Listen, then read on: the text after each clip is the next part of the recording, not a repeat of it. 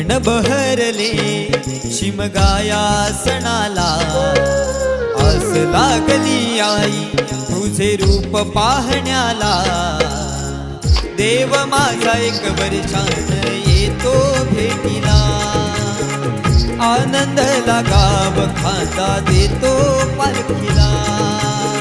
चरणाशी येतो आई आशीर्वाद घ्यायला, भक्त तुझा तल्लीन होतो होळी उत्सवाला।